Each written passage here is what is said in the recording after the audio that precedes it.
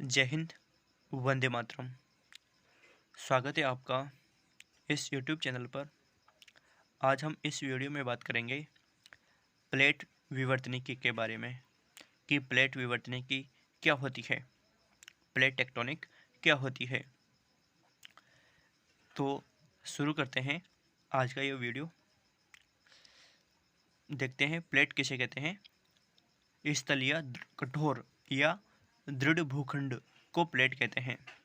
दोस्तों, सबसे पहले जो प्लेट शब्द है वो टूजो विल्सन द्वारा दिया गया था, यानी कि टूजो विल्सन ने सर्वप्रथम स्थलीय कठोर या दृढ़ भूखंड को प्लेट कहकर संबोधित किया। अब देखते हैं प्लेट विवर्तनिकी किसे कहते हैं। प्लेटों के स्वभाव तथा प्रवाह से संबंधित अध्ययन को प्लेट विवर्तनिकी कहते हैं। अर्थात जो प्लेटें हैं यानी कि दृढ़ भूखंड है, उनका कैसा स्वभाव है और वे किस तरह से प्रवाहित होती है, यानी कि चलायमान होती है या गतिशील होती है, उनसे संबंधित जो अध्ययन है उस अध्ययन को ही प्लेट विवर्तनिकी कहा जाता है। और इसके बाद सबसे इम्पोर्टेंट चीज़ है कि प्लेट विवर्तनिकी सिद्धांत का प्रतिपादन किसके द्वारा किया गया। तो ये ध्यान रखना, प्लेट विवर्तनिकी सिद्धांत का प्रतिपादन हैरी हेस महोदय द्वारा 1960 में किया गया। दोस्तों, यह प्रश्न फर्स्ट ग्रेड और नेट में कई बार पूछा जा चुका है, अतः इस चीज़ को ध्यान रखना कि प्लेट विवर्तनिकी सिद्धांत का प्रतिपादन किसके द्वारा किया गया। तो प्लेट विवर्तनिकी सिद्धांत का प्रतिपादन हैरी हेस द्वारा 1960 में किया गया।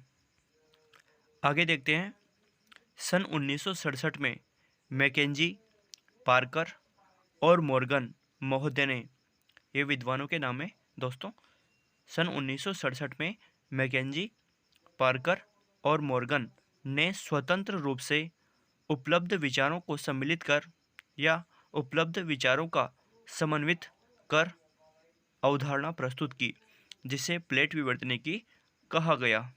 इन विद्वानों ने भी प्लेट विवर्तनिकी के बारे में अपनी अपनी अवधारणाएं प्रस्तुत की और ये अवधारणाएं प्लेट विवर्तनिकी कहलाई। परंतु यहाँ पर यह ध्यान रखना कि जो प्लेट विवर्तनिकी सिद्धांत है उसका प्रतिपादन हैरी हेस महोदय द्वारा 1960 में किया गया।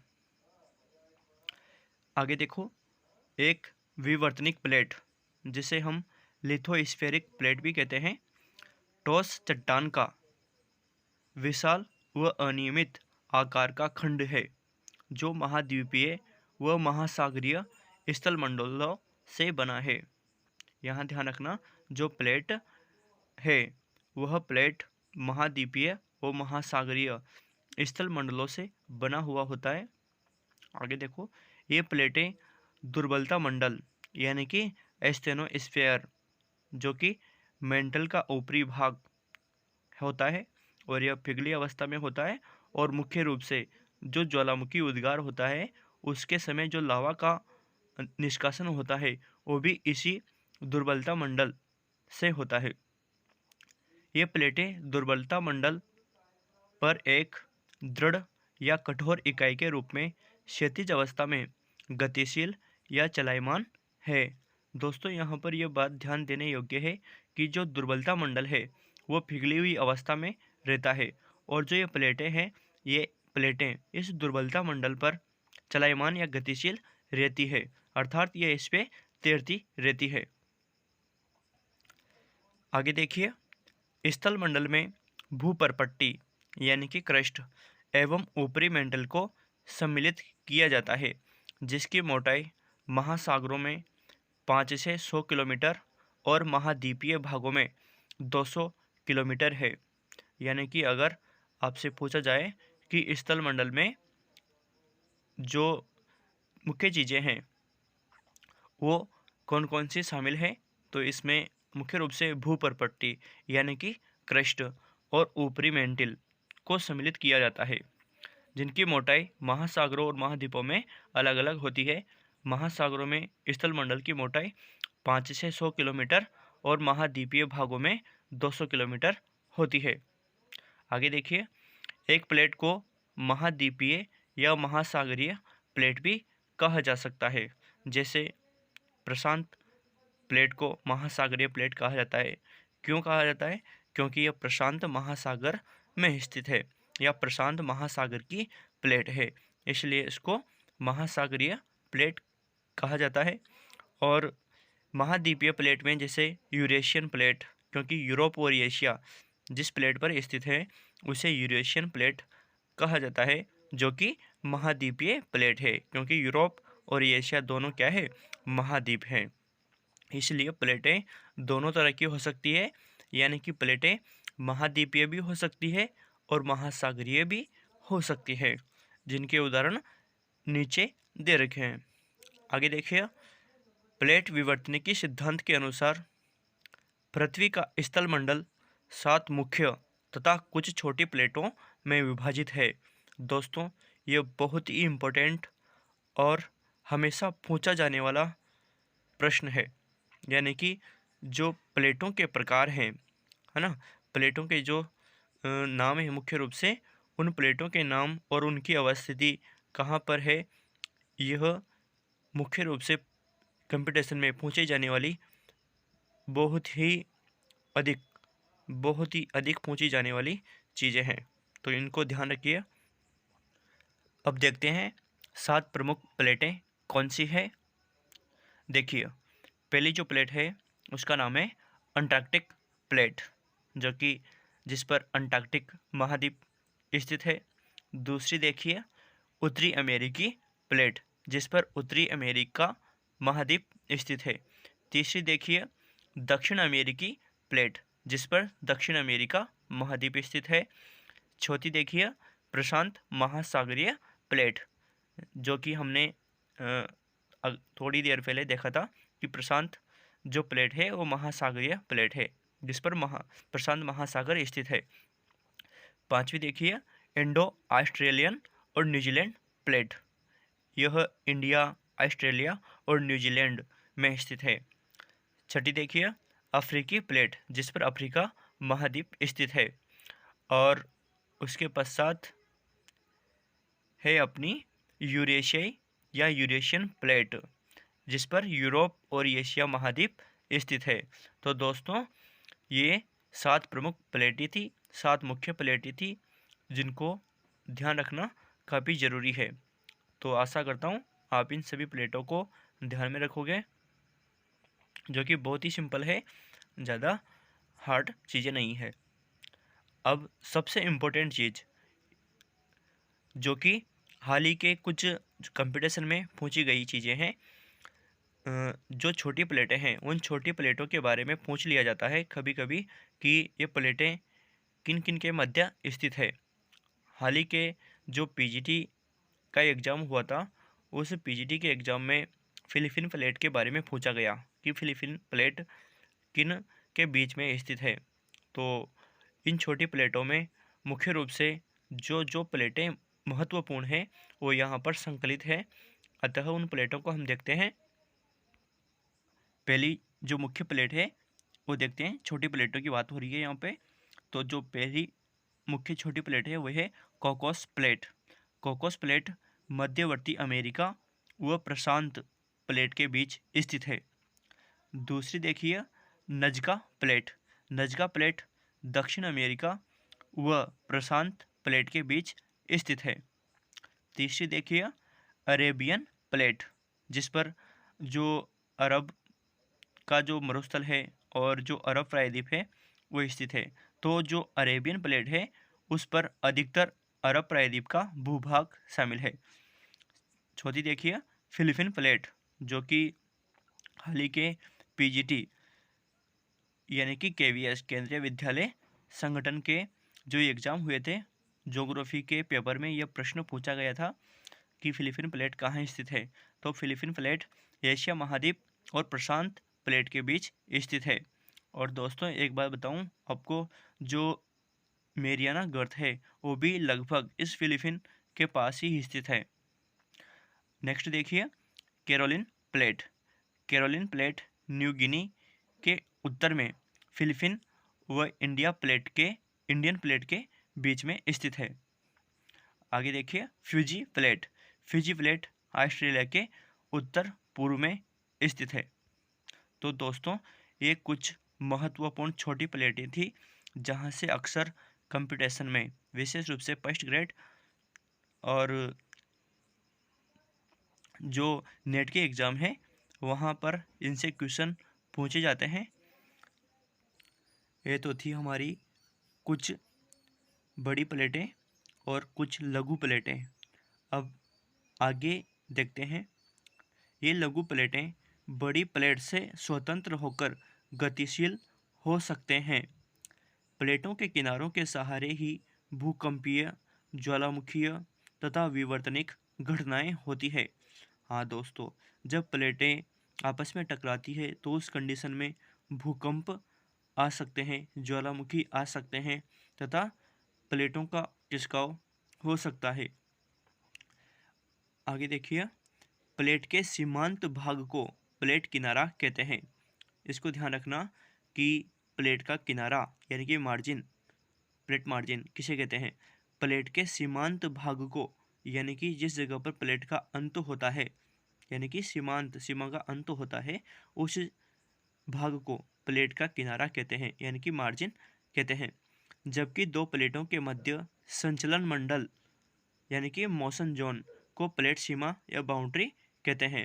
अर्थात दो प्लेटों के बीच का वह भाग जिस मंडल में प्लेटें एक दूसरे की ओर खिसकती है या एक दूसरे से दूर खिसकती है या एक दूसरे के समानांतर खिसकती है, उसको प्लेट सीमा या प्लेट बाउंड्री कहते हैं। दोस्तों ध्यान रखना। आगे देखते हैं।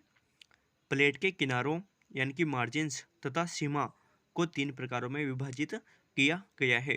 दोस्तों यहाँ पर एक बात बता दूँ आपको, जो प्लेट विवर्तनिकी सिद्धांत है वो प्लेट विवर्तनिकी सिद्धांत में आपको इन सभी का वर्णन अवश्य करना पड़ेगा, क्योंकि प्लेट विवर्तनिकी सिद्धांत को समझने के लिए ये सारी चीज़ें बहुत ज़रूरी है। और मुख्य रूप से जो प्लेट के किनारे तथा जो सीमा है, उन सीमाओं के प्रकारों और किनारों के प्रकारों को समझना ज़रूरी है। और इन्हीं से, यानी कि यूँ कहें कि यही प्लेट विवर्तनिकी सिद्धांत के अंतर्गत सम्मिलित है, क्योंकि जो हेरियस है, उस हेरियस महोदय ने इन्हीं सभी बातों को ध्यान में रखते हुए अपना प्लेट विवर्तनिकी सिद्धांत प्रस्तुत किया। इसलिए ये सारी चीज़ें बहुत ही इम्पोर्टेंट है। तो देखते हैं कि प्लेट के किनारों तथा सीमाओं को कितने प्रकारों में विभक्त किया गया है। तो यहाँ पर देखिए, जो प्लेट के किनारे होते हैं और सीमा होती है, उनको 3 प्रकारों में विभाजित किया गया है। तो सबसे पहला जो प्रकार है वह है विनाशी प्लेट सीमा या अभिसारी सीमा तथा किनारा, डिस्ट्रक्टिव या कंजर्वेंट बाउंड्रीज। तो देखते हैं ये क्या होता है। देखो यहाँ पर एक चीज़ नोट करना, अभिसारी का मतलब होता है एक दूसरे के समीप आना या एक दूसरे की तरफ आना, ठीक है। और जब दो प्लेटें एक दूसरे की तरफ आएंगी तो उस कंडीशन में दो प्लेटें आपस में टकराएंगी और कमज़ोर प्लेट नष्ट हो जाएगी, ठीक है। तो उस कंडीशन में प्लेट का विनाश होगा, इसलिए इस प्लेट को विनाशी प्लेट सीमा भी कहा गया है, ठीक है। तो देखते हैं, जब दो प्लेटें आमने सामने संचलित का मतलब खिसकना या आना या गतिशील होना या चलायमान होना, अर्थात जब दो प्लेटें आमने सामने संचलित या अभिसरित होती है तो एक प्लेट दूसरी प्लेट के नीचे धंसती है और जब प्लेट नीचे धंसती है तो उस कंडीशन में भूपरपट्टी नष्ट होती है, क्योंकि दो प्लेटों के टकराव से भूपरपट्टी का विनाश होता है, ठीक है। इन किनारों के सहारे पदार्थ निचली मेंटल में धंसकर, यानी कि क्षेपण का मतलब सबडक्शन द्वारा पिघलता है, ठीक है। अर्थात जो किनारे हैं वो किनारे निचली मेंटल में धंस जाते हैं और निचली मेंटल में लावा का जो स्रोत है ना, लावा विद्यमान है। तो लावा के विद्यमान होने के कारण जो प्लेट का किनारा इस निचले मेंटल में धंसा था वो वहाँ के ताप के कारण पिघलने लग जाता है, यानी कि कंज्यूम्ड होने लग जाता है। अर्थात किनारों के सहारे प्लेट का पदार्थ नीचे चला जाता है और प्लेट के किनारों का ह्रास होता है। इसे विनाशी प्लेट सीमा या अभिसारी सीमा कहते हैं। आगे देखते हैं, वह स्थान जहां प्लेट नीचे धंसती है उसे प्रविष्टन क्षेत्र यानी कि सबडक्शन जोन कहते हैं। इसको भी ध्यान रखना, क्योंकि छोटे प्रश्न में पूछ लिया जाता है कि प्रविष्टन क्षेत्र किसे कहते हैं। तो वह स्थान जहां प्लेट धंसती है उसे प्रविष्टन क्षेत्र या सबडक्शन जोन कहते हैं। आगे देखिए, अभिसरण 3 प्रकार से हो सकता है। देखिए किस तरह से अभिसरण 3 प्रकार का हो सकता है या 3 प्रकार से हो सकता है। एक तो महासागरीय वह महाद्वीपीय प्लेट के बीच, यानी कि एक तो महासागरीय प्लेट खिसक रही है और एक महाद्वीपीय प्लेट खिसक रही है, यानी कि दोनों प्लेटों के एक दूसरे की ओर खिसकने के कारण अभिसरण हो सकता है। दूसरी कंडीशन में दो महासागरीय प्लेटों के बीच एक दूसरे की ओर खिसकने के कारण अभिसरण हो सकता है। और जो तीसरा है वह है दो महाद्वीपीय प्लेटों के बीच। तो दोस्तों, ये तो थी विनाशी प्लेट सीमा या अभिसारी सीमा तथा किनारा। अब दूसरी जो मुख्य चीज़ है, जो मुख्य किनारा है या मुख्य जो सीमा है वह है रचनात्मक प्लेट सीमा या अपसारी सीमा तथा किनारा। देखिए दोस्तों, यहाँ पर ध्यान देना, अपसारी अपसारी का मतलब होता है जब दो प्लेटें एक दूसरे से दूर जाती है, यानी कि एक दूसरे से विपरीत दिशा में खिसकती है। तो जब दो प्लेटें विपरीत दिशा में खिसकेंगी तो उस कंडीशन में प्लेट का विनाश तो नहीं होगा, अपितु प्लेट नई प्लेट यानी कि नई भूपर्पट्टी का सृजन या रचना अवश्य होगी, क्योंकि नीचे से जो भूपर्पट्टी है या जो लावा है वो लावा ऊपरी क्षेत्र में जमा होता रहेगा। इसलिए अपसारी सीमा तथा किनारे को रचनात्मक प्लेट सीमा भी कहा जाता है। दोस्तों, इसको कंस्ट्रक्टिव या डाइवर्जेंट बाउंड्री भी कहा जाता है और कहीं पर इसको समवर्ती सीमा भी कहा गया है। तो इन सारे नामों को ध्यान रखना कंपटीशन की दृष्टि से। देखते हैं रचनात्मक प्लेट सीमा या अपसारी सीमा तथा किनारा क्या होता है। जब दो प्लेटें एक दूसरे से विपरीत दिशा में अलग अलग हटती है और नई भूपर्पट्टी का निर्माण होता है, उन्हें रचनात्मक प्लेट सीमा या अपसारी प्लेट कहते हैं। ठीक है, यहाँ पर कंडीशन क्या है, जब दो प्लेटें एक दूसरे से विपरीत दिशा में अलग हटती है तो इन दोनों के बीच रिक्त स्थान होने के कारण नई भूपर्पट्टी का निर्माण होता है। इस कारण इसे रचनात्मक प्लेट सीमा या अपसारी प्लेट कहते हैं। वह स्थान जहाँ से प्लेट एक दूसरे से दूर हटती है, इन्हें प्रसारी स्थान यानी कि स्प्रेडिंग साइट भी कहा जाता है। क्यों कहा जाता है? क्योंकि स्थान का प्रसार हो रहा है। इस कारण वह स्थान जहाँ से प्लेट एक दूसरे से दूर हटती है तो उस स्थान को प्रसारी स्थान कहा जाता है, स्प्रेडिंग साइट कहा जाता है। दोस्तों, यहाँ पर अपसारी सीमा का जो सर्वोत्तम उदाहरण है, सबसे उत्कृष्ट उदाहरण है, वो हमें अटलांटिक कटक में देखने को मिलता है। क्योंकि जो अटलांटिक महासागर में स्थित मध्यवर्ती कटक है वो अपसारी सीमा का सबसे अच्छा उदाहरण है। देखिए, अपसारी सीमा का सबसे अच्छा उदाहरण मध्य अटलांटिक कटक है। यहाँ पर जो अमेरिकी प्लेटें तथा यूरेशियन व अफ्रीकी प्लेटें हैं वे अलग हो रही है। देखो, जो अटलांटिक महासागर है उसके उत्तर में, अटलांटिक महासागर के उत्तर में, उसके महासागर के पूर्व में यूरेशियन प्लेट है और पश्चिम में अमेरिकी प्लेट है। तो वहाँ पर अमेरिकी प्लेट उत्तरी अमेरिकी प्लेट और यूरोपियन यानी कि यूरेशियन यानी कि यूरोप महाद्वीप है उत्तर में, उत्तर पूर्व में, तो वहाँ से जो यूरेशियन प्लेट है वो अलग हो रही है। नीचे की बात करें, अगर हम दक्षिण की बात करें तो दक्षिण में दक्षिण में जो दक्षिण अमेरिकी प्लेट है और जो अफ्रीकी प्लेट है वे अलग हो रही है। आगे देखते हैं तीसरी प्लेट सीमा।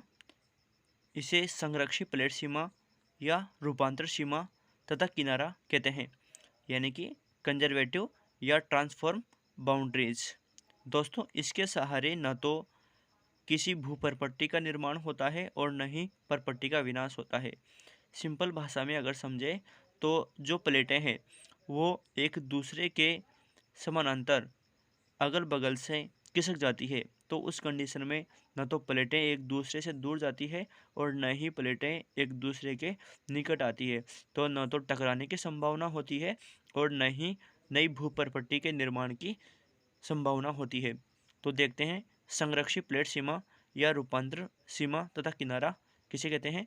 तो देखो, जहाँ न तो नई भूपरपट्टी का निर्माण होता है और न परपट्टी का विनाश होता है, उन्हें रूपांतर सीमा या संरक्षित प्लेट सीमा या कंजर्वेटिव या ट्रांसफॉर्म बाउंड्रीज कहते हैं। संरक्षित किनारों के सहारे दो प्लेट एक दूसरे के बगल से खिसकती है, अर्थात इस सीमा पर प्लेटें एक दूसरे के साथ साथ क्षैतिज दिशा में सरक जाती है, जिस कारण रूपांतर भ्रंश का निर्माण या सृजन होता है। रूपांतर भ्रंश दो प्लेट को अलग करने वाले तल हैं जो सामान्यतः मध्य महासागरीय कटकों से लंबवत स्थिति में पाए जाते हैं। दोस्तों, इस प्लेट सीमा को शियर सीमा भी कहते हैं।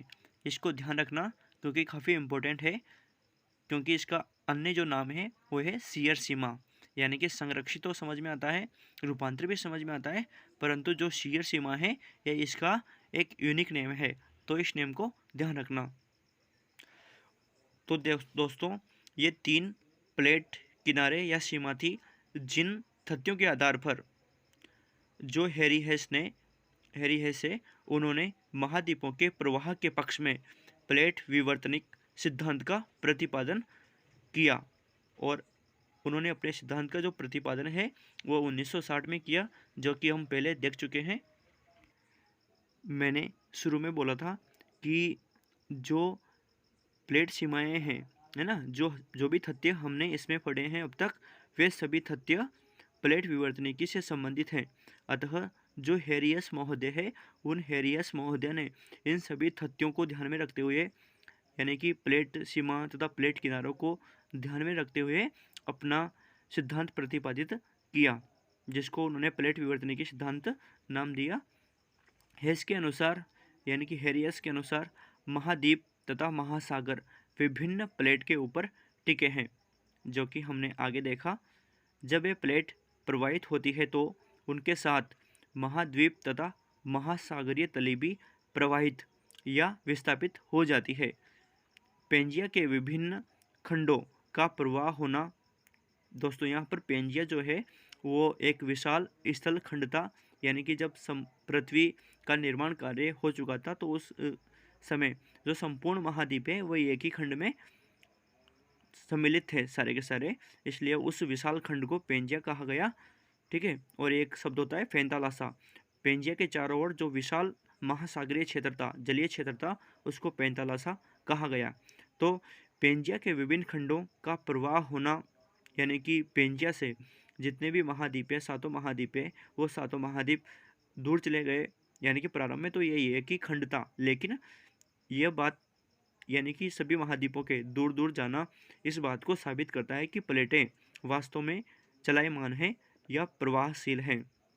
तो पेंजिया के विभिन्न खंडों का प्रवाह होना तथा वर्तमान महाद्वीपों के रूप में स्थापित होना इस बात का प्रमाण है कि प्लेटें हमेशा से ही विस्थापित होती रही है और वर्तमान में भी विस्थापन जारी है। और दोस्तों, ये बहुत ही सटीक बात है कि जो प्लेटें हैं वो वर्तमान में भी खिसक रही है, क्योंकि इसके कई उदाहरण हमें देखने को मिलते हैं। कुछ प्लेटों के बारे में, कुछ विशाल प्लेटों के बारे में अनुमान लगाया भी जाता है और कुछ यंत्रों के माध्यम से, कुछ विशिष्ट टेक्नोलॉजी के माध्यम से उनकी प्रवाह गति का भी आकलन किया जाता है। तो हैरी हेस ने इन सभी तथ्यों के आधार पर अपना सिद्धांत प्रस्तुत किया और यह बात साबित की कि प्लेटें वास्तव में विस्थापित होती है, खिसकती है, उनमें संचलन होता है या फिर वह गतिशील होती है। दोस्तों, प्लेटों की जो गति है उसको वर्तमान में भी देखा जाता है और यहाँ पर जो उदाहरण दिए गए हैं वो इस बात को साबित करते हैं कि जो प्लेटें हैं वो वर्तमान में भी विस्थापित हो रही है। तो देखिए, आर्कटिक कटक की प्रवाह दर सबसे कम है। इसकी प्रवाह दर 2.5 सेंटीमीटर प्रति वर्ष से भी कम है।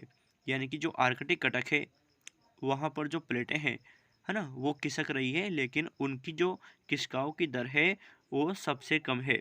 यानी कि जितनी भी प्लेटें हैं उन सभी प्लेटों में सबसे कम विस्थापन की जो गति है, प्रवाह की जो गति है, वो आर्कटिक कटक की है, जो कि 2.5 सेंटीमीटर प्रतिवर्ष से भी कम है। यानी कि जो आर्कटिक कटक है वो प्रतिवर्ष 2.5 सेंटीमीटर से भी कम खिसकता है।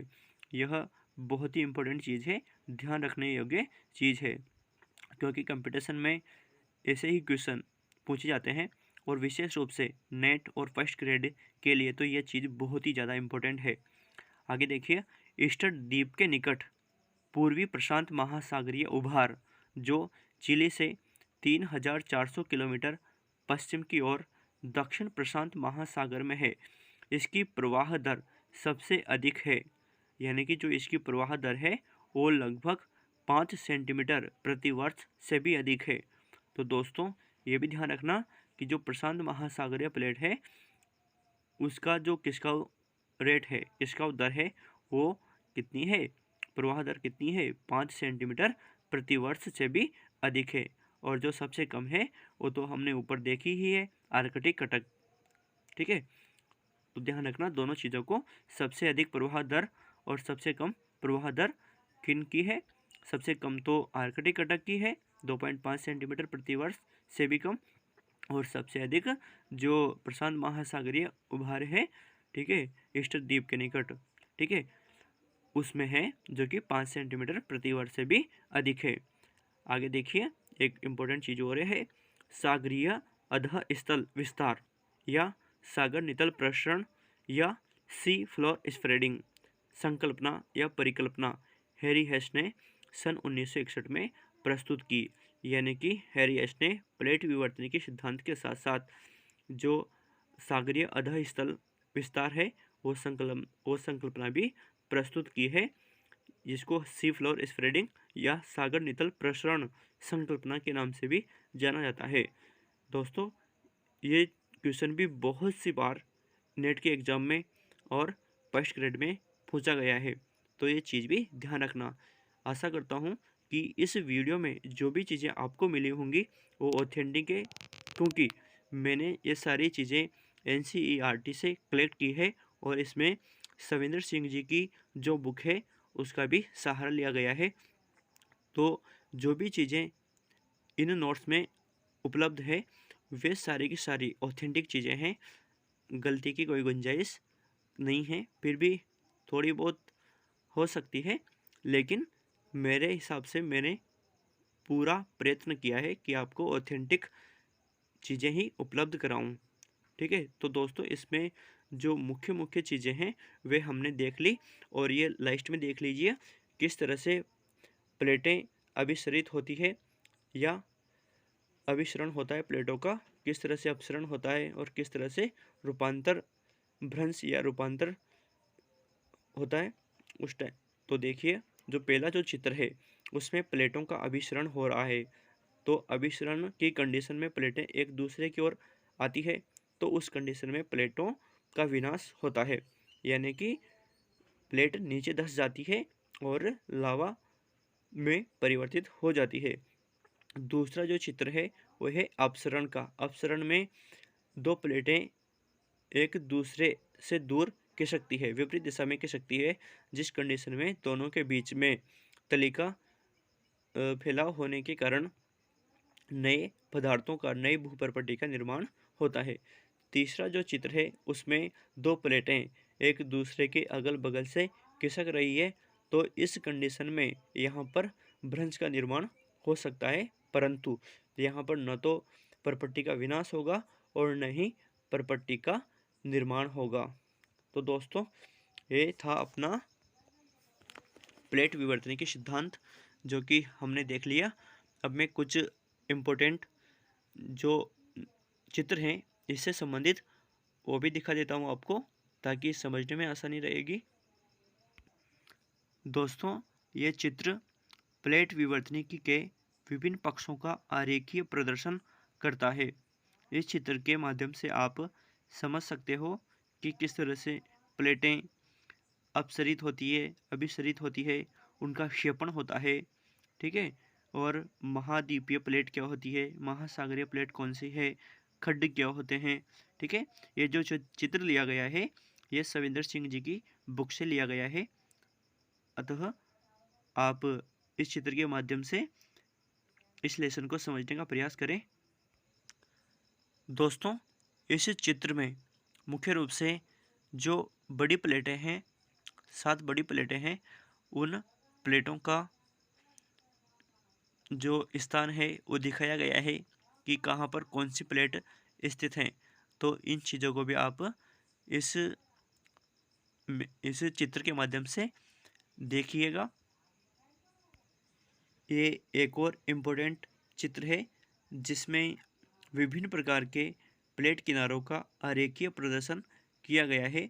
मैंने जो चित्र बनाकर दिखाए थे आपको वो सिंपल तरीके के थे, यानी कि साधारण तरीके से थे, लेकिन इस आरेखीय प्रदर्शन से आप सारी चीज़ें और भी आसानी से समझ सकते हो। तो इसका भी एक बार अवलोकन अवश्य कीजिएगा।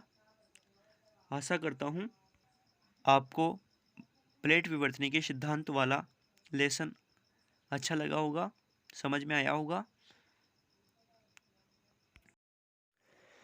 जाते जाते 2 मोटिवेशनल लाइन सुनते जाइए।